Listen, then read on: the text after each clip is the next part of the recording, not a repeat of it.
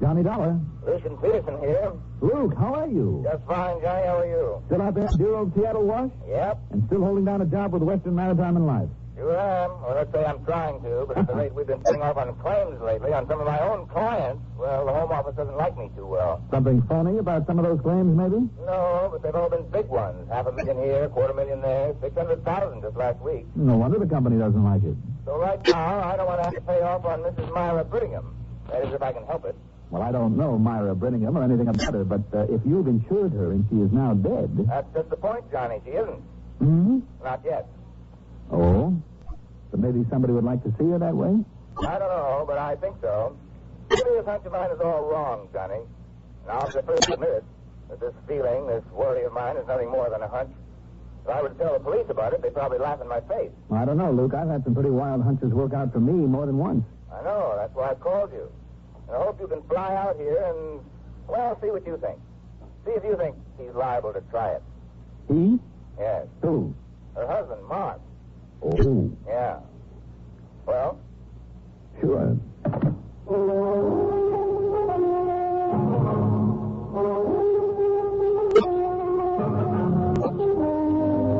CBS Radio Network brings you Mandel Kramer in the exciting adventures of the man with the action-packed expense account, America's fabulous freelance insurance investigator, Yours truly, Johnny Dollar.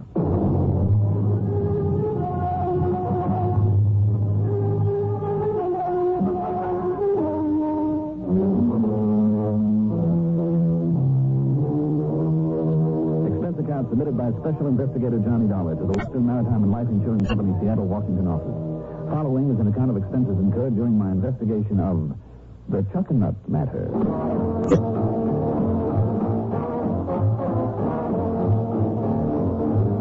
Expense account item 1, $6 for a cab out to Bradley Field. Item 2, $186.70 plane fare.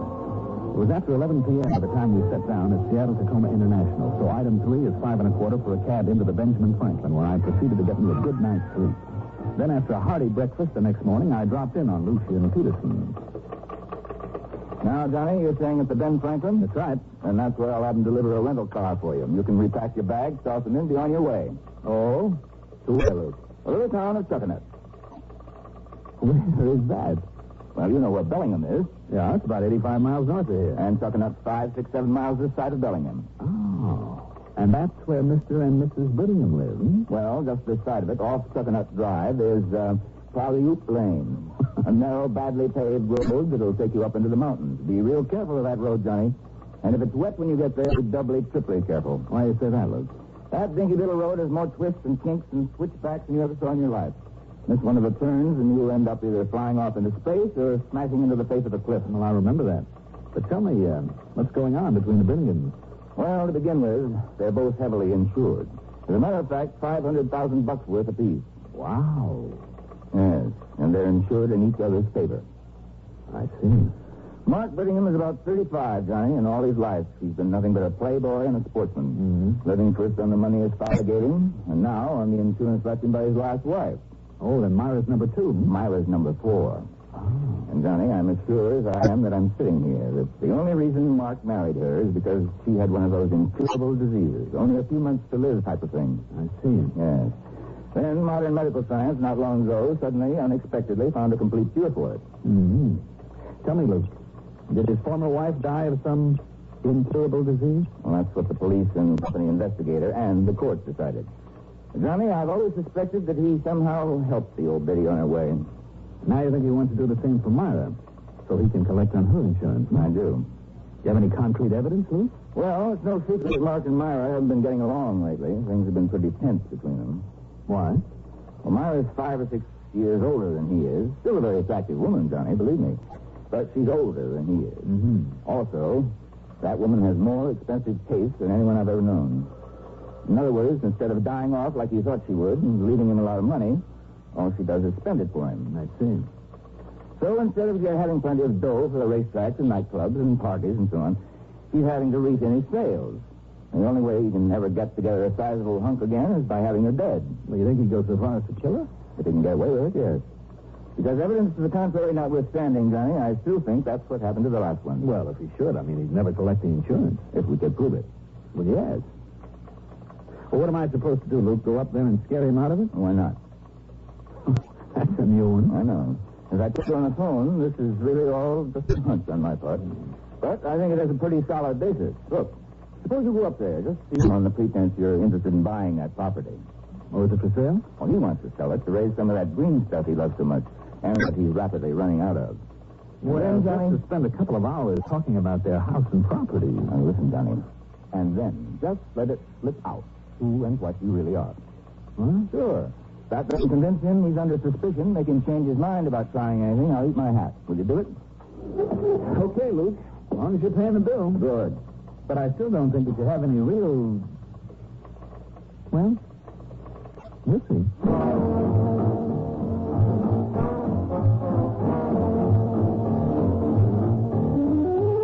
The weather was clear, and the drive up to Chuckanut was a pleasant one.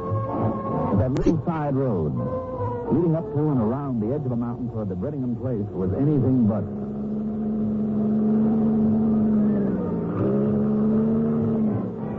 A couple of times on an outside turn on that tortuous, narrow asphalt, I could catch a glimpse of the house, far above and nestled in among the trees.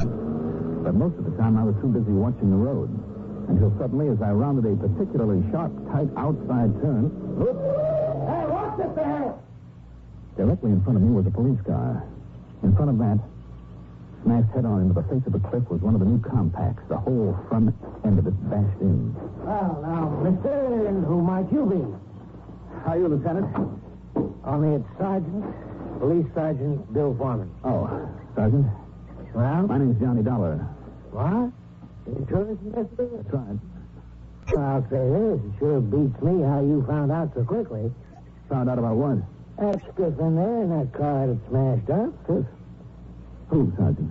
One of those crazy Brittinghams that have been tearing at each other's throats for so long now that one of them just plain had to go. Which one, Sergeant? Not much question about that, Dollar. Go take a look. All right.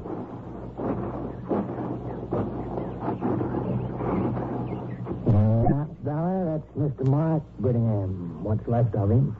Mr. Brittingham. Hey, you sound surprised. Yeah, I am. You know him? No. Oh, his wife then? No, Sergeant. I never met either of them. How did you find out about the accident?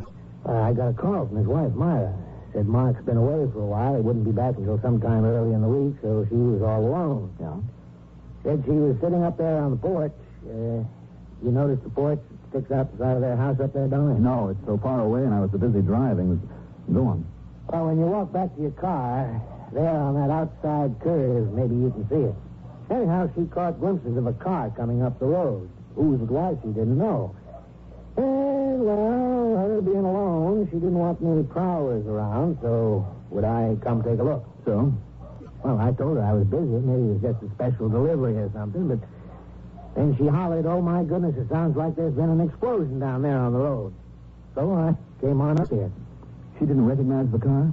This morning sun right in her face, and the car only showing itself now and then on those outside curves. But just take a look at that sun. I see what you mean. So it wasn't the sun in Brittingham's eyes that caused this wreck? No, the sun was directly at his back as he came around that last hairpin. But, Dollar, I always warned him about the way he'd come tearing up this twisty little stretch. That is until he made me ride with him one day to prove his point. What do you mean by that? Well, he used to be a racing driver.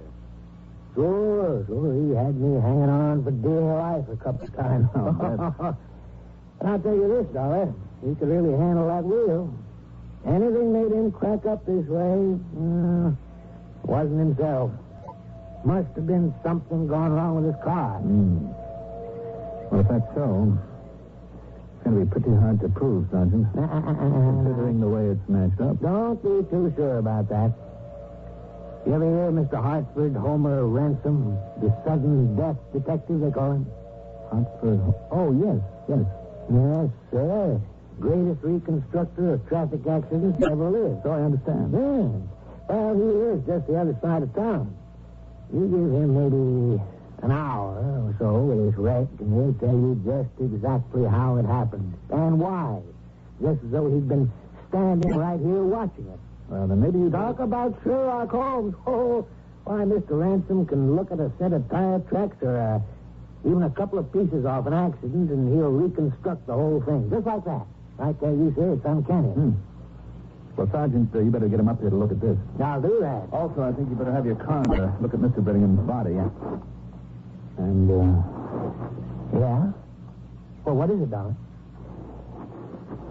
the way that he apparently threw his right arm up in front of his eyes just before the crash. You know? Well, sure, in the hopes of patting himself when he hit the windshield. A former racing driver? Instead of slumping down, relaxing? Anybody would. I wonder. Well, now tell me this. Wouldn't you put up an arm?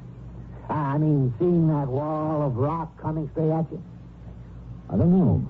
I do. I know I would. Wouldn't you have had both hands tight on the wheel going around that turn at the speed he must have been going? Well, maybe so. But he put his arm up. And that's what puzzles me. Because he must have done it while he was taking the curve. That outside curve. Yeah, well, I don't know. But now we better get up there to the house and give Myra Brittingham the bad news. I'll tell you what, Sergeant. Yeah? Let me go up there and tell her.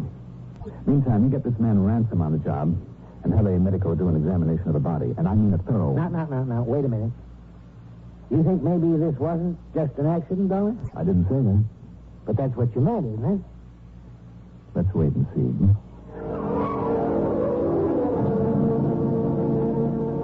The Brittingham place, built there on the side of a mountain among the trees, was quite an establishment. New, modern, and very expensive.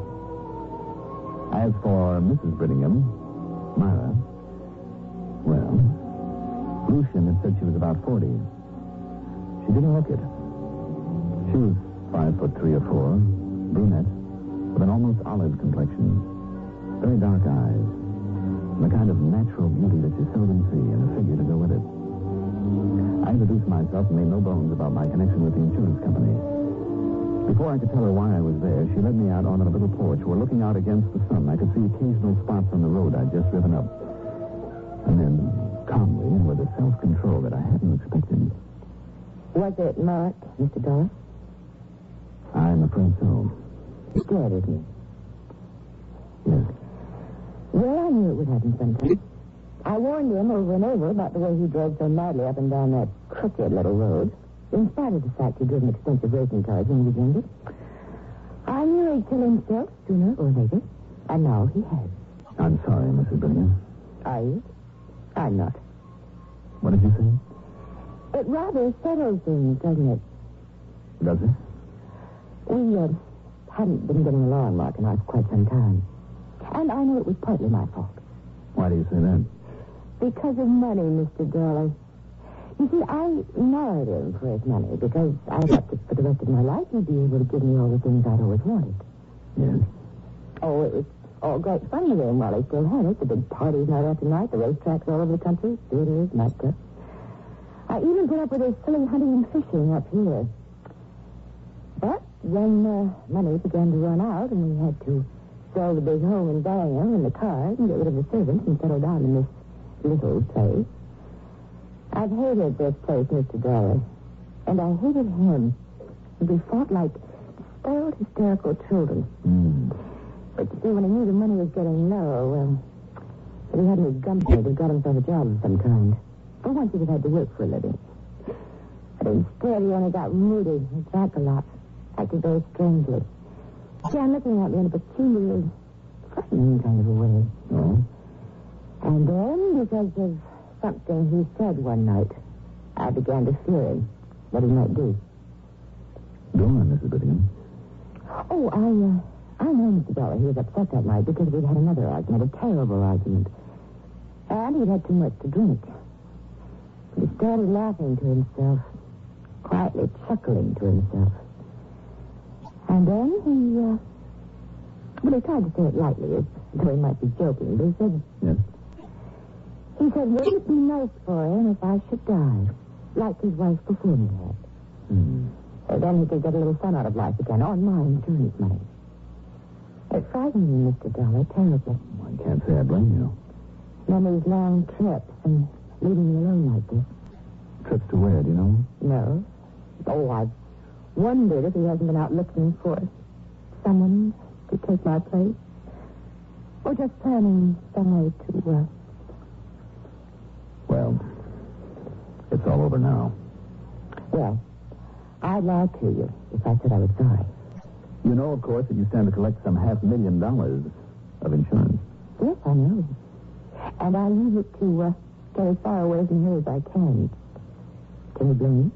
I want to talk further with you, Mrs. Bittingham. Of course. First, though, I'd better check out the police report on this accident purely as a formality. Of course. So, if you don't mind. I'll do it, Mr. Dollar.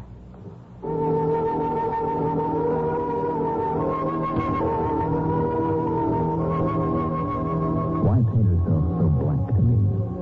To impress me with her honesty? So I dismiss any thought that she might have somehow had something to do with the accident? And another thing, a little thing, her sudden alarm when she'd seen that car coming up the road. Even she couldn't recognize it against the morning sun. Was that enough to call the police? Something wrong here. Something very wrong. In the United States today, there are more than 6 million children under the age of 18 who live in homes where there is no father. Among them are hundreds of thousands of boys who need the guidance and interest that large-hearted men can give them. They can be set on the path toward fine citizenship through the Big Brother movement. Now, at the beginning of Big Brother Week, find out what you can do to help expand this valuable program in your community. Contact your local Big Brother organization or write Big Brothers of America, Philadelphia 3, Pennsylvania. It was early the next morning at police headquarters that I met with Sergeant Foreman, Dr. Hugo Bascom, the coroner, and with Mr. Hartford Homer Ransom, who knows more about the basic laws of inertia, matter, and motion than anyone I've ever seen. He can read a set of tire marks like an expert tracker reads a trail, and more important, he's an expert on human reaction times. But the one thing I don't understand, Mr. Dollar, is his right arm up over his eyes that way. That's funny. That's what Dollar said, too, Mr. Ransom. Seemed to me, though, he was trying to protect himself against the windshield frame. Have time to take one hand off the wheel after pulling around that turn at that speed? No, Sergeant. So he must have raised his arm to that position. While he was on the outside of that curve, which simply doesn't make sense. Not at the speed he was traveling. And like I said, he wasn't shading against the sun because the sun was at his back. Do you suppose a good-sized bird or some kind of animal had dashed across in front of him and might he have done that involuntarily? A man with racing experience on a turn like that? No, Mr. Dollar.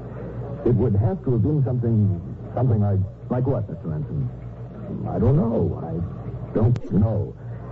And there was certainly nothing wrong with his car. You're sure of that? I stake my reputation on it. Well, there was certainly nothing wrong with him, Mr. Dollar. You did a complete autopsy, Dr. Bascom? I did as thorough an autopsy on Mark Whittingham's body as I've ever done. There was absolutely no physical reason for that accident.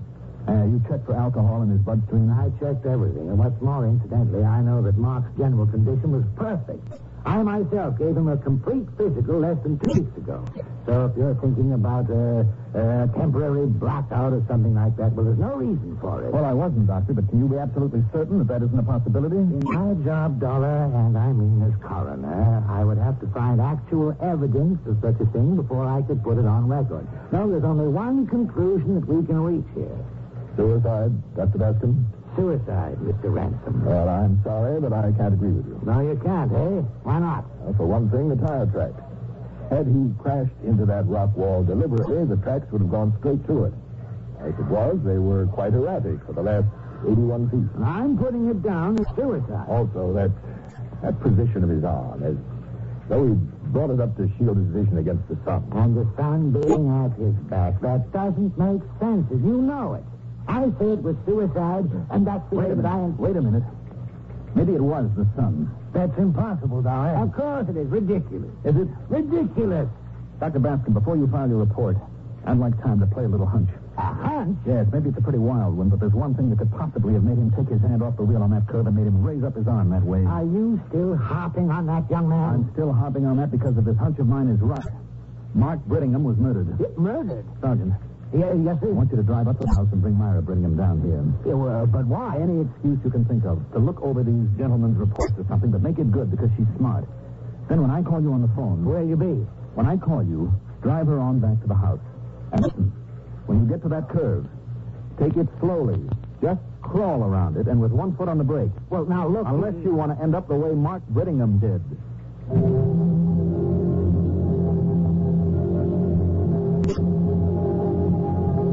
When the sergeant got her away from there, I went over that house top to bottom.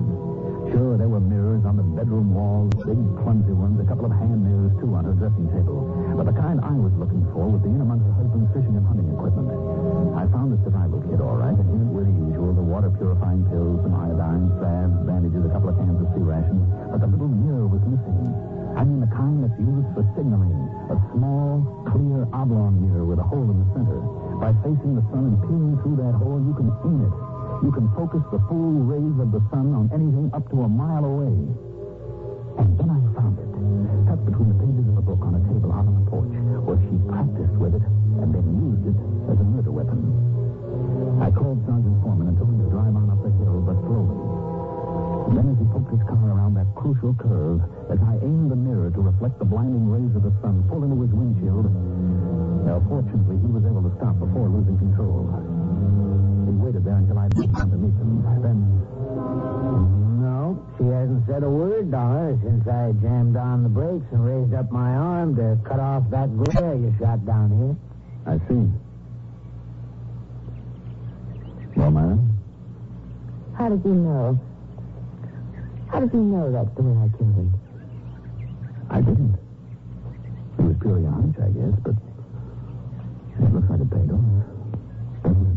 $500,000? That's a nice round figure. A lot of money. But don't they ever learn that even millions aren't enough to murder for? Expense account total? Oh, call it a nice round figure, like, say, $391.18.